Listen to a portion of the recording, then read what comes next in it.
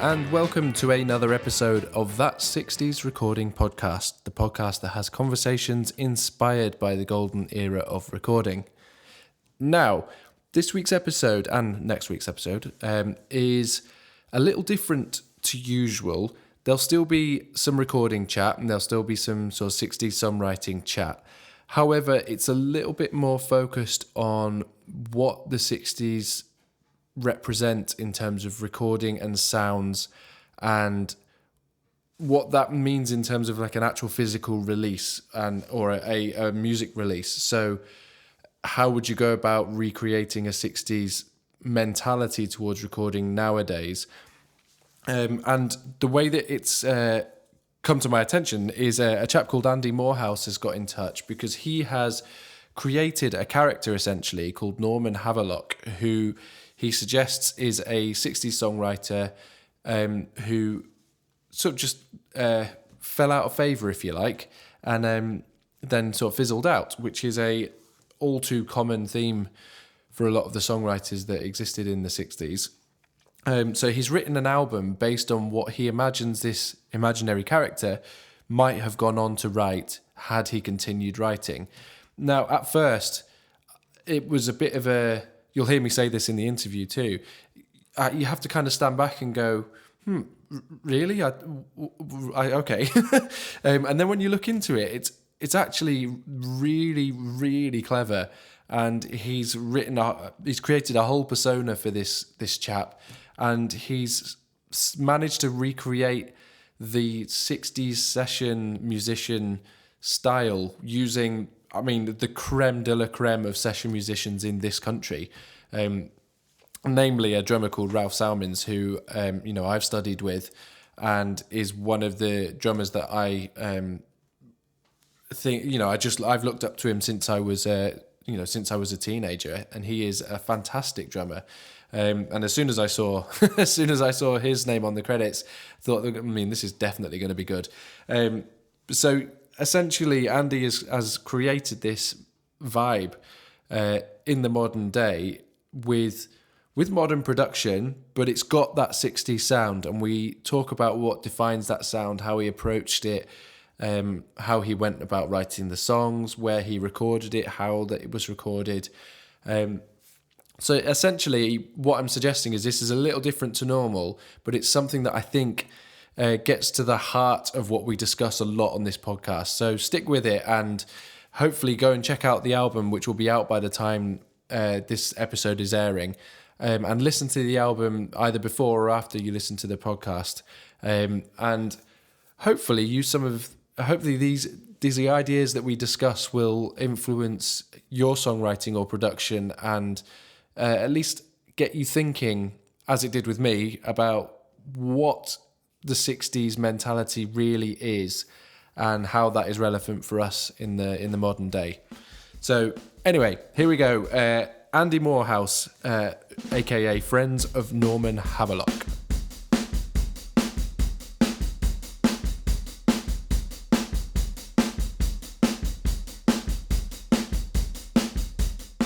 I just wondered if we could start with a bit of background about you, just so if people listening can have a bit of a perspective about what your sort of history is leading up to the point where you decided to embark on this project.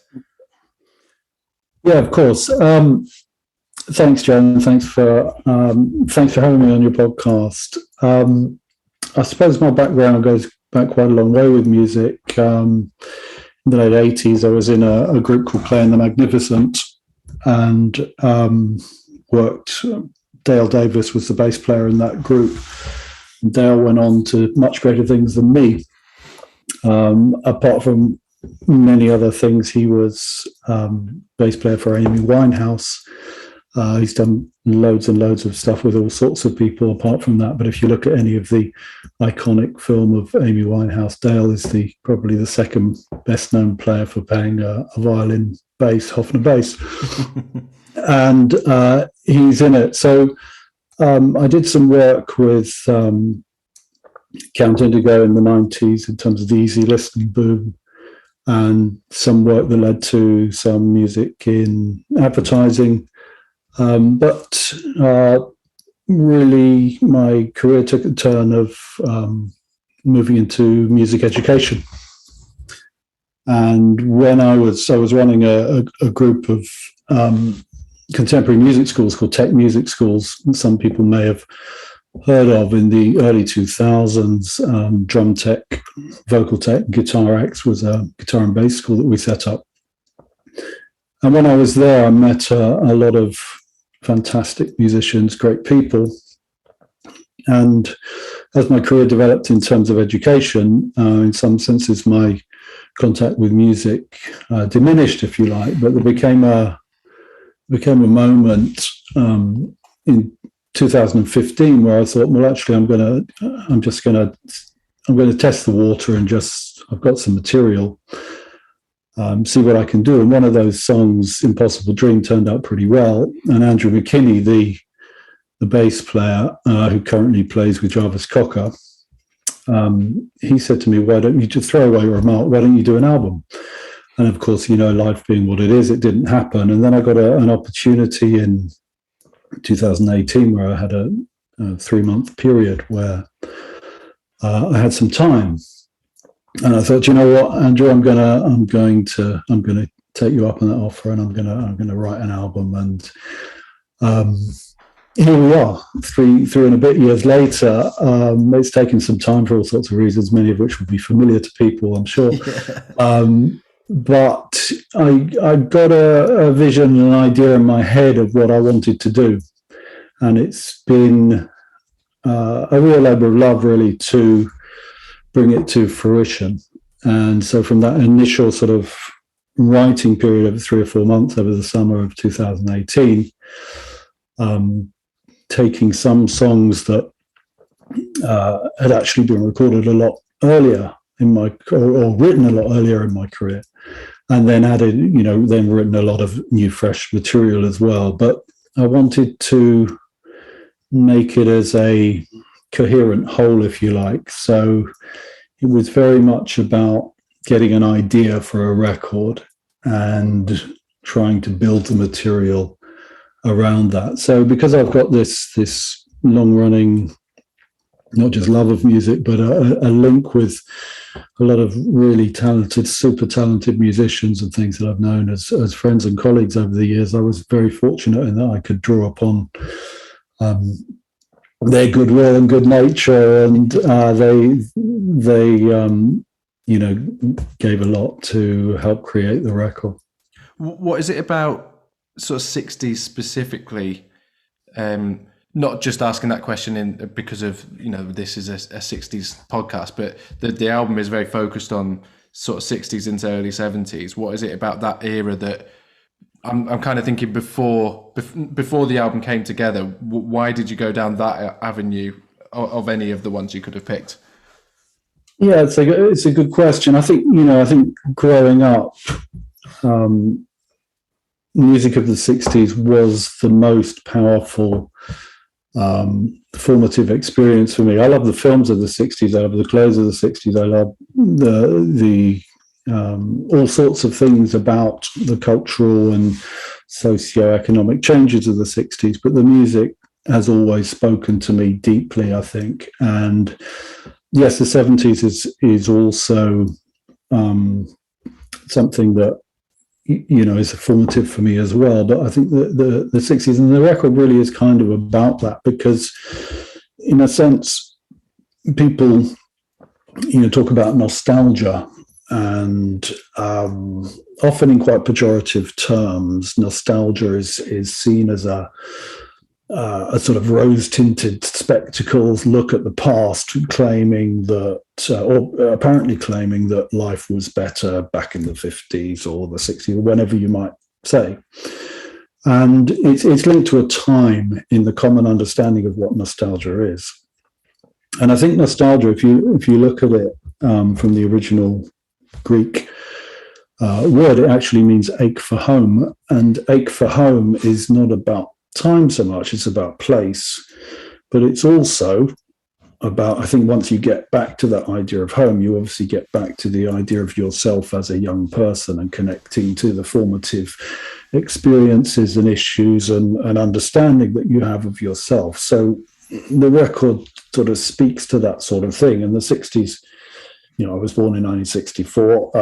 The period, I was there. I can remember it. So I wasn't on drugs. So that's and the exception to the common phrase that's used. But it, became such a formative thing, the music, that even though when I was growing up and first playing music in the 80s, it was 60s music that totally, enveloped me really and engulfed me.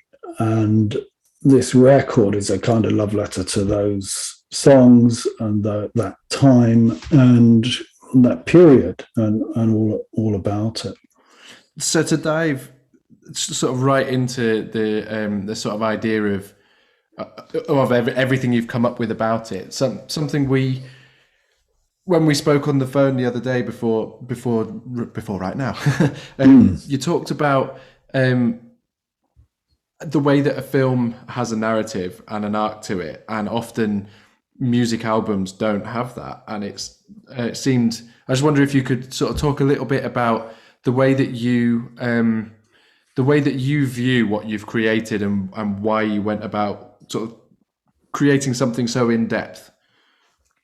Well, I think it's this, I formed the Friends of Norman Havelock to celebrate the life and work of Norman Havelock.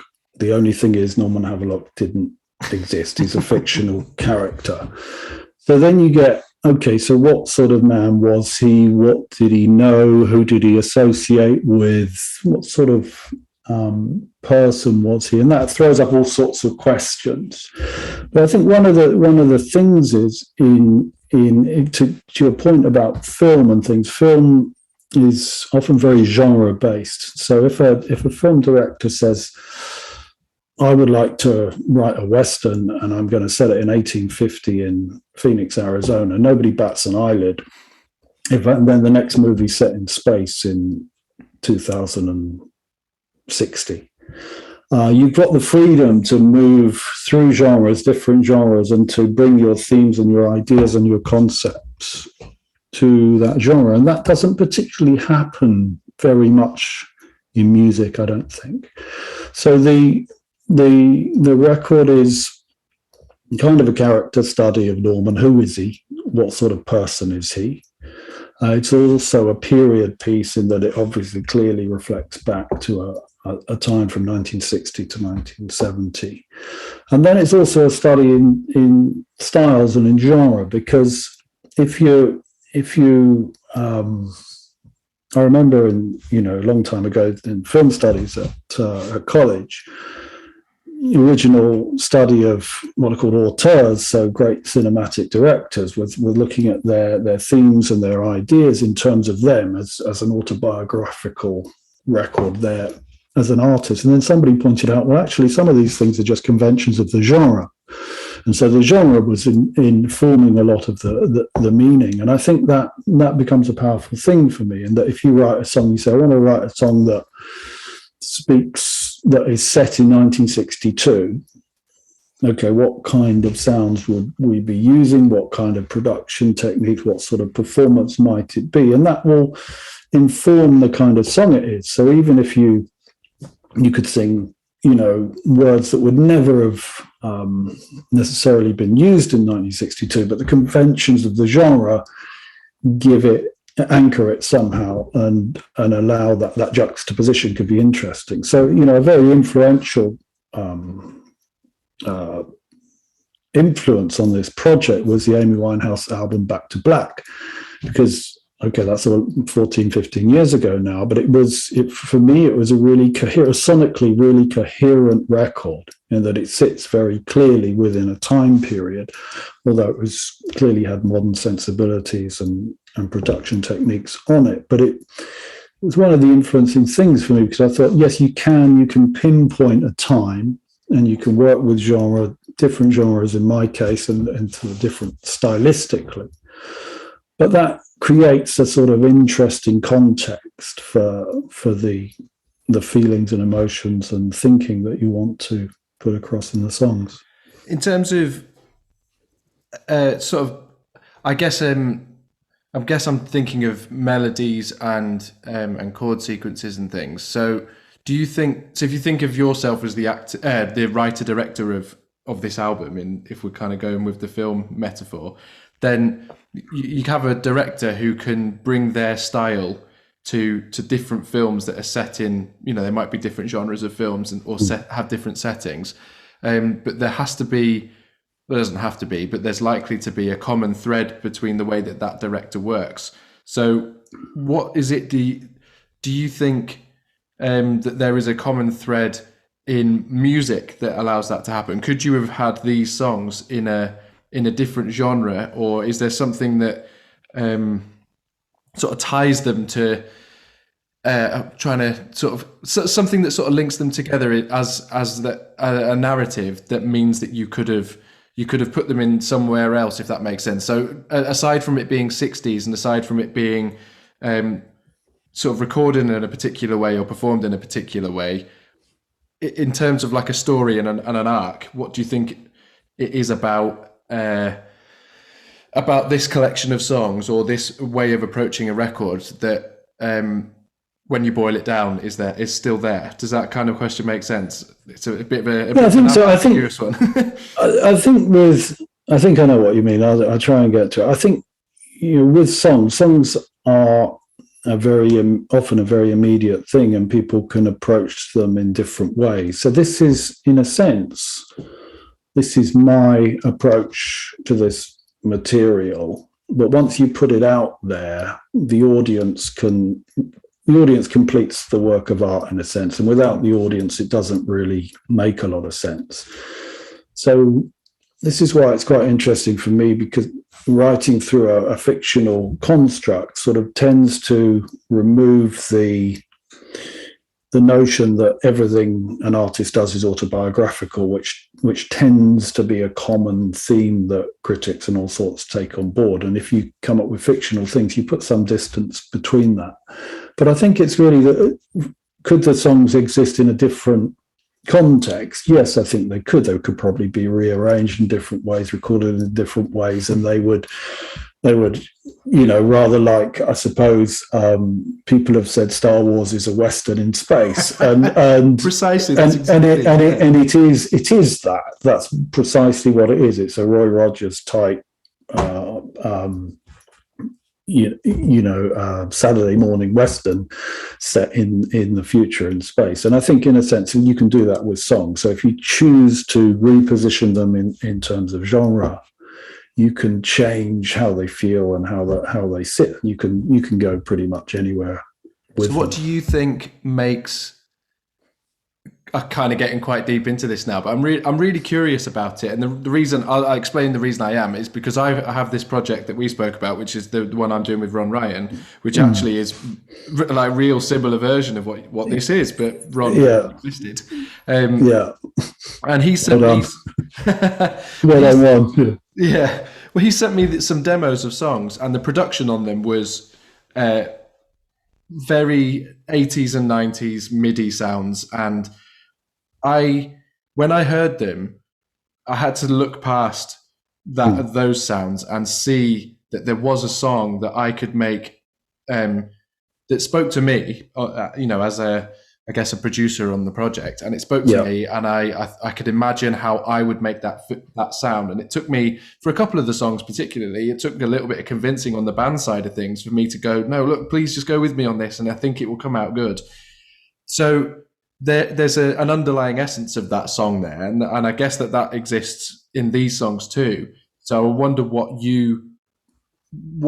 you think that underlying essence is? What makes the song work in the way? So, what makes the story of a great film work? What makes the song, doesn't matter what era you plonk them in, what makes that song work for you? I think there are lots of potential things. Often it's themes that are present in a song or whatever. So there may be themes that have relevance. So if I don't know, take a song like The Times They Are Changing, for instance, written in 1963 or so, I think, maybe slightly wrong on that, but, within the first half of the 60s. Yeah. That song has been covered many, many times, many, many hundreds, if not thousands of times. It might be played on a demonstration. So there might be kids hearing that and relating to that song who are a couple of generations down the line from the original teenagers who might have dug that song in 1963. So there's something thematically about that might be relevant, timeless, universal, that people might buy into.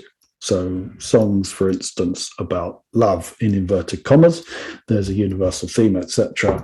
If it touches people, it pushes the right buttons, etc., that might do it. But I think there's something also about the sound, and I'm often struck by, I was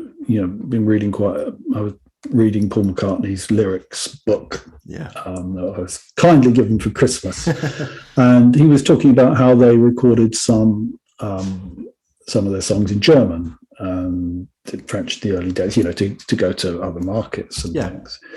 But it struck me that, when the songs were played in Russia quite a lot and things like that, and were a big part of, what Russian teenagers felt, most of them would not have understood English. So there's something about, and many countries all over the world would have heard those songs and been touched and moved by those songs without necessarily understanding the primal language that they're being communicated in, i.e. English. So the other language, which is music and the sound, is communicating very, very powerfully. So I think that's where the ability, and those songs are incredibly powerful 50 plus 60 years on, they still exert extremely powerful feelings. Why is that? There's something around the sound. And when you get into the sound, okay, what do you mean about the sound? Well, it might be how it's recorded. It might be how it was written. It might be how it was performed. A combination of things. It might be the microphones they used. It might be the amplifiers. It might be the mixing desk, etc. The technical things. It's all these things in truth, isn't it? It's all these things that come together. And I think if you look at, we live in an age of what you might call perfect music at the moment, whereby everything is auto-tuned and quantized to precision that no human on earth could ever replicate. That's what digital modern music means, and that's okay. That can exist. I don't particularly have a problem with that.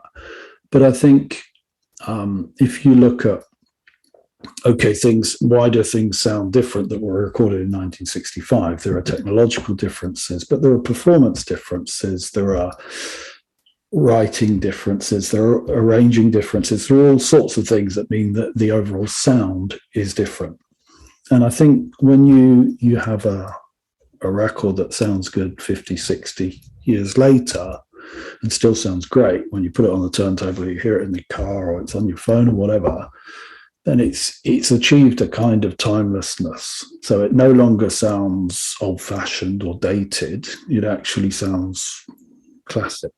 Yeah. And, it doesn't have any pejorative, negative connotations, whereas something recorded 10 years ago, it was very fashionable 10 years ago, might sound really upsetting to modern ears because it's no longer cutting edge sound and so on. And so I think what I'm getting to is much has been gained. As society moves on, things get, progress is made, things are gained, but also things are lost as well. And I think what I was trying to do here was to look back at some of those things that are lost, and particularly around performance, and particularly around capturing a performance and an attitude and that sort of thing, and seeing could we make that something that hopefully has a kind of timeless appeal. I think you've achieved it, and that's one of the reasons I was really quite looking forward to this conversation, is that the way that you've approached it is I've done episodes on Bobby Graham, the drummer, and then spoke to Clem Catini, and then all these guys who were involved in the sort of studio bands at Motown or the Funk Brothers and all these kind of guys. In a sense, you've pulled together the modern equivalent of those people, which might not be necessarily household names, but for those in the know, I mean, Ralph Salmons has been my hero since I was about 16. I remember seeing, and he wasn't, I don't know if he'll listen to this, but he wasn't playing on particularly cool records. I mean, I was buying Robbie Williams records because Ralph was playing on them, and he was just, there was something about his capability, and then the same goes for a lot of the other players that you've got on the record. So if you could talk about the way that you pulled them together in the room and just that level of musicianship that you've kind of recreated that 60s mentality of enormously talented musicians that you can absolutely rely upon to bring their A game, put them in a room, do your thing, and you get something special at the other end. Yeah, I think. Well, thank you. First of all, thank you for recognizing that, and that you can hear that and you can feel it when you listen to the record. Yeah, you're right. Ralph Salmons is one of the foremost drummers that this country has ever produced, and I think if anyone has got a week to spare to look at his CV, which is huge, you will see he's played with the Waterboys, Van Morrison, McCartney, Aretha Franklin, Bjork. The list is Tom Jones, Robbie Williams. The list is endless.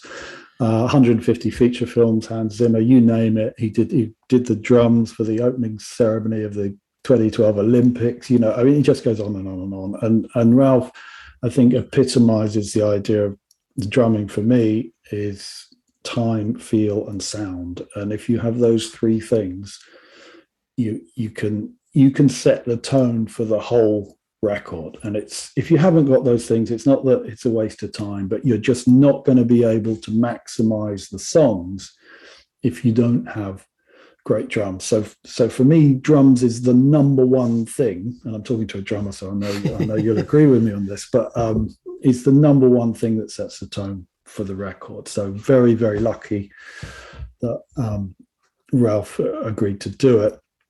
Dale Davis, obviously, a phenomenal bass player. Amy Winehouse, Paul Young, Emily Sandé. You can go through a long list of people in his life, and someone I've been a dear friend for over 30 years. His brother Wendon played with Dee Ream, and great percussionist, great vocalist. John Wheatcroft, head of guitar at the British Institute of Modern Music. Great player Vern Asprey, who's known as a real top session guitarist, but a really amazing vocalist, and I just fell in love with what he was doing, and Vern did an incredible job. Then you've got Steve Turner, who's keyboard player for Electric Light Orchestra, amongst other things. Played with Beyonce, Kylie. You go on and on and on. He's the string arranger. He did the strings, the Easy Access Orchestra. Ralph Lamb, Andrew Ross did all the horns and woodwind and things. And you got Will Wilde, one of the top 2 or 3 harmonica players in the country. So you go on, and then there are backing vocalists and all sorts, and Kevin Webster on keys. A great group of people that agreed to do it. So I'm hugely indebted to them. But really the brief was, okay, I'll give you the brief, the sort of, for each number, this is a little pen portrait of what the song is, what it's about, what's the vibe, what's the feeling, what's the era, what are we trying to communicate. The demos were quite detailed. So we knew the tempos, we knew the structure of the song, we knew the grooves, we knew the chord and harmonic progressions, we knew the vocals and the melodies, etc., and some other colors in there. But then John Wheatcroft, he wrote the charts out, just wrote the charts, and so they were given with the demos to the players, and on day one of recording, in one 8-hour session, we recorded 10 rhythm sections. So that's about 45 minutes a tune.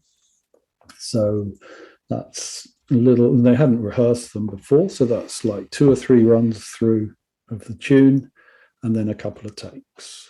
It's astounding when you say that, if people listen to this who aren't musicians, who are just interested in listening to music, I mean, that's unbelievable. I mean, to achieve a feat like that. You don't do that.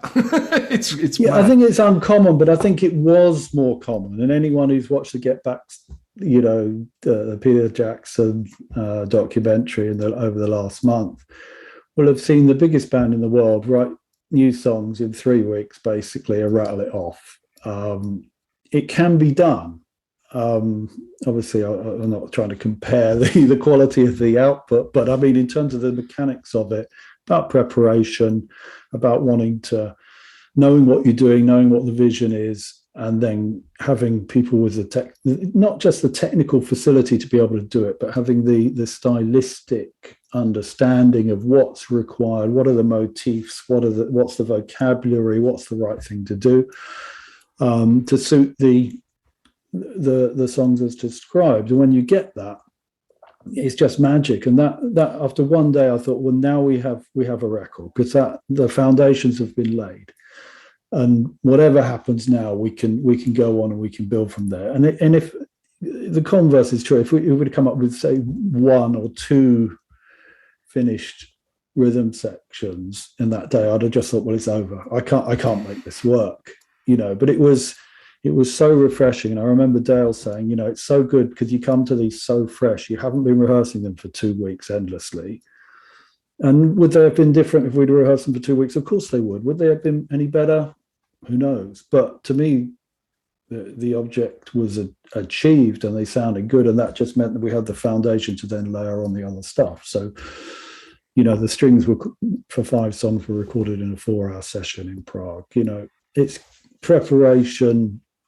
Steve Turner was fantastic. I did 3 3-hour sessions with Andrew Ross and Ralph Lamb, Easy Access Orchestra on the horns. 3 3-hour sessions, bingo, done.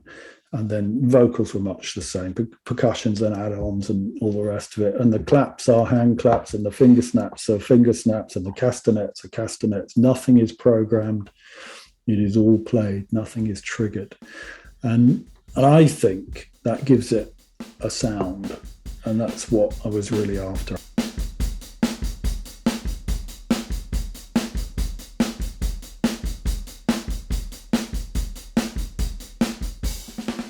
There we have it, part 1 of my conversation with Andy Moorhouse, aka Friends of Norman Havelock. Please do Google Friends of Norman Havelock, which you will see in the title of this podcast episode. I'll also have links to it in the episode notes. But if you go on Google or the episode notes and click on the Bandcamp, or have a look on Spotify or wherever you listen to music, I would obviously advise you to go somewhere like Bandcamp where you can contribute to it if you want to listen to it. But yeah, go and check it out and listen to the album with fresh ears based on this conversation. It's really, really interesting. And we dig a little bit more deeper into it next week. So yes, that just leaves me to say thank you for listening. If you'd like to get in touch with me, which a lot of you have actually in the last few weeks with episode suggestions, interview suggestions, that would be fantastic. My email address is joe@allyouneedisdrums.com. And if you visit allyouneedisdrums.com, all of the stems and multi-tracks and things I do for Beatles are all up there. So do go and check that out. And that just leaves me to say a big thank you to Joe Kane for the intro and outro music, to Adam Mallet for the artwork, and to Rory Hancock for uploading and editing the podcast. And thank you to you for listening. And we'll be back next week. See you then. Goodbye.